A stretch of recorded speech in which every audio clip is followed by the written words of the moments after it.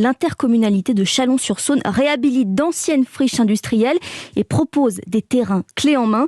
Le reportage de notre correspondant Jean-Luc Boujon. La friche Philips Nordéon des années 50 jusqu'en 2017, c'était un site où l'on fabriquait des néons pour l'éclairage. Aujourd'hui, il ne reste qu'un terrain abandonné de 7 hectares et de vieux entrepôts, explique Sébastien Martin, président du Grand Chalon. Là, on est dans un des bâtiments qui aujourd'hui est totalement désaffecté. Vous voyez, les machines ont été enlevées, vous avez du verre partout, vous avez quelques billes de mercure. Le but du jeu, c'est de le dépolluer, de maîtriser les choses le plus rapidement possible. Car depuis le 1er janvier, le Grand Chalon est le nouveau propriétaire de cette friche qu'il va entièrement réhabiliter pour créer un site clé en main pour des industriels.